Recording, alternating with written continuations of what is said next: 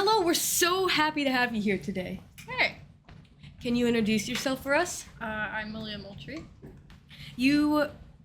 Today we are going to be interviewing you for our Musician of the Month segment. Yes. So happy that you could join us today. I'm going to ask you a couple of questions. You're going to answer them to the best of your ability. Why did you pick your instrument? When I first found out that band existed or was a thing, it was 5th grade, and my mom was like, she also played clarinet and I played clarinet, so I was kind of like, oh, what's that? Okay, I'll play it. It wasn't really a real drive. It's just my mom played it, so I wanted to play it, and then soon later I started to love it like I do now. I just love it so much. Have you tried any other instruments? And if so, which other ones? Yes, I have tried piano, but if you've ever tried piano, you know how it goes in the beginning. I'm working on it. If I haven't tried piano? It's a struggle.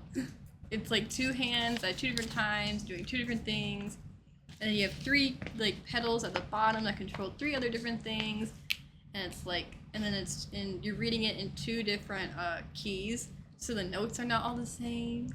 So going from an instrument that only plays one thing at a certain time and in one key to something that plays multiple, it's a challenge. Any other instruments? I have tried my little sister Hannah's flute. I say I sound amazing. Hannah says I sound like I'm dying. Difference. We can agree to not disagree. I've tried my sister Nadia's trumpet. And again, I think I sound like Louis Armstrong. She disagrees. She thinks I sound like a dying whale. But I think I sound amazing. But I think I mostly just stick to clarinet. Well, I do know you have played another type of clarinet in the past, and that's what I'm trying to get you to talk about now. I forgot about that. Oh, yeah, so how could you? I haven't played it in a hot minute. So I also played bass clarinet, and I love that thing. But the thing I want to play more than bass clarinet is contrabass clarinet. I went to a competition thing where I was playing the bass clarinet, and I got to briefly meet a guy behind me that played the contrabass clarinet, and my seat moved so much because of how much air you actually have to put into that thing, but it sounded so hot and beautiful because it's so low, on the lower tones. It was so nice. I want to play it. I tried getting Mr. Harmon when he was here to convince him to buy one, and he said no. Well, talking of Mr. Harmon, has there been anyone who's really helped you pursue your passion? I know a lot of people often mention the man, so that's why I figured it was good to ask now. Well, my mom was the first person, but they told me about band and what it was, but they definitely didn't want to force me into it because my parents have never been the ones to be really forceful into sports or any activities. If you want to do it, you can do it, or if you just want to wait a year and do it later, then do it later. So they told me about it. I thought it'd be fun, so it was definitely my parents that have pushed me the most financially and just emotionally to get to the place where I am in clarinet. But also definitely Mr. Harmon. He's definitely helped me a lot in my tone and quality and reaching out into different genres I may have never known about. It was really fun experience, and the man was just a great guy overall. He was a very good man. What's the hardest thing you've had to do on your instrument? Piano, learn the different notes to the different fingerings because it's 2 different hands. Clarinet, probably in the beginning, going over the break, which I know you know about. So Can you describe it? Yeah, so maybe that's not a clarinet. So your left hand goes on top, my right hand goes on bottom. And so going over the break is where you physically have to move. There's a whole bunch of keys on the side and in the front. And so when you go over the break, you're typically hitting the back of the key, which is the octave key. And the octave key means it can either go higher or lower on the same note. So going over the break is where you have to physically move your fingers up or down or to the right. And it's a lot of pinky motion. And it can be really hard sometimes because your pinkies aren't necessarily designed to just do a little tango. So I'd say that. Bass clarinet, air. A lot of air. You need a lot of air that I did not have, but I really do miss the bass clarinet. It was a lot of fun. I think we all do, and I mean, you have been one of my bigger helps with learning how to get over the break Yeah. as a remembrance. It's definitely hard if you don't put your fingers in the right place. Yeah. Are you planning to continue playing your instrument after high school? I would love to.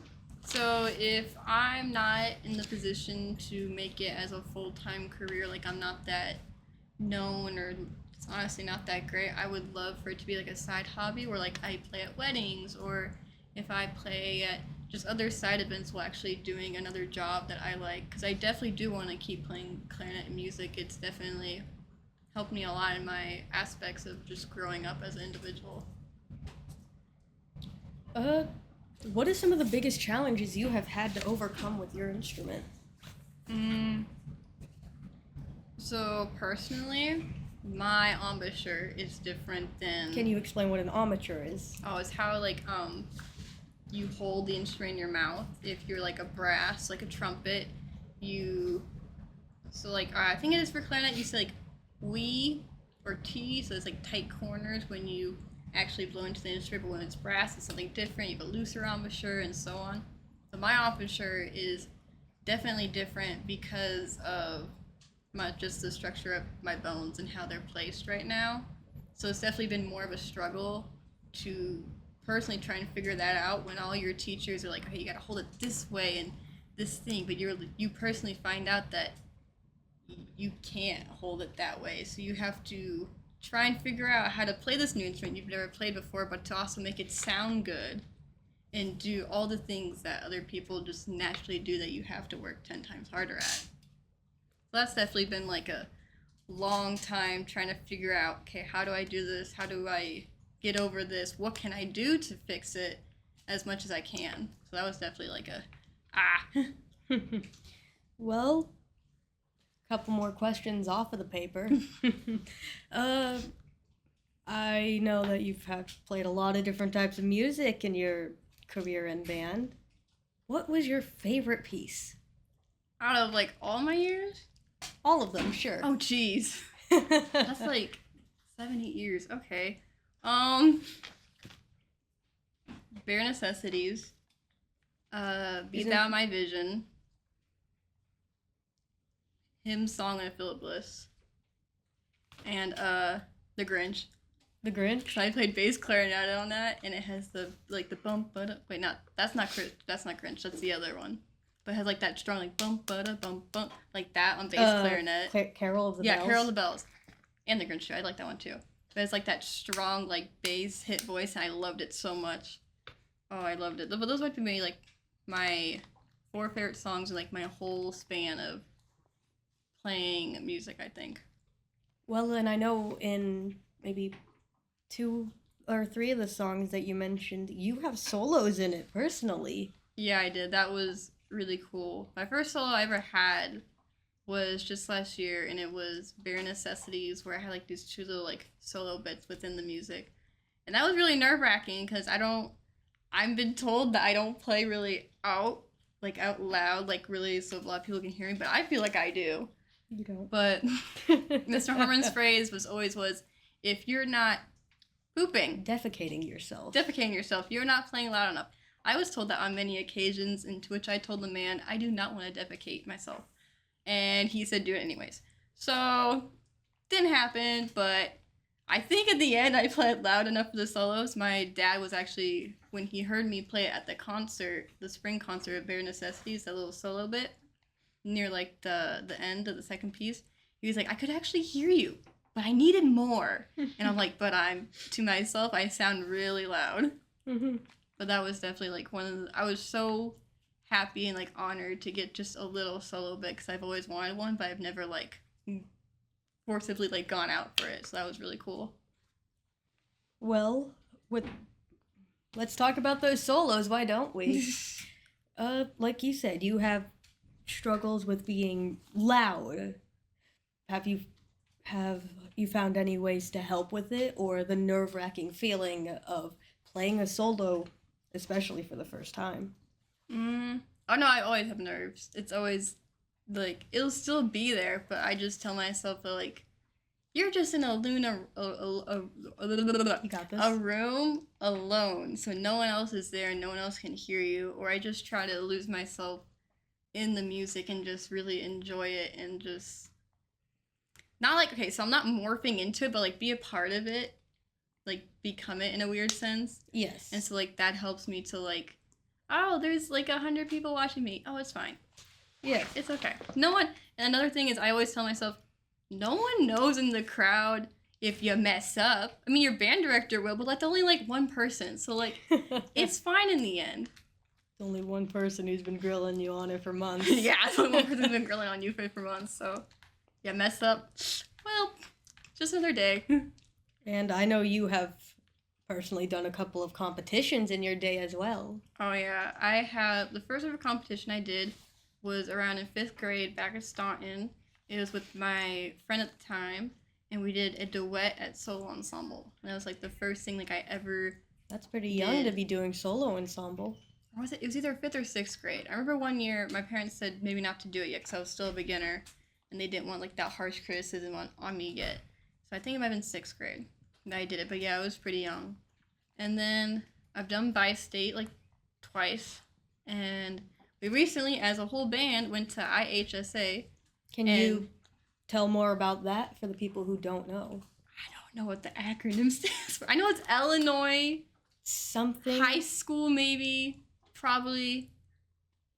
What's the S? Superb. Yeah, superb. Well, don't give us the acronym because I don't even think the band directors themselves know it. But how about you tell us what it is, what it's about, So, why is it so impressive? So it's a whole bunch of schools so we live in Illinois, so it's to say Illinois, all together, all ourselves, where you get the band collectively to perform 3 pieces. I think it was 3 pieces. And then there's like 3 to 4 different judges when you actually get there that actually grade you upon the tone, the intonation, like how well the notes actually sound. Like it's not all just bleh. Like you can actually hear like the individual parts. Not slurring it. Not slurring it. And just the overall like presentation, part of how you dress too, I know was a part of it. How the director conducts, that was a big part of it. I'm like, geez, y'all are so snippy about just waving your arms around. Okay. I feel like there's more important things than how a conductor waves his arm around. The point gets across, the point gets across. What do you need? But yeah, and so there's a whole bunch of schools that come together and you verse each other. Well, not necessarily each other. You just verse for the better scores that you can get as a class as a whole.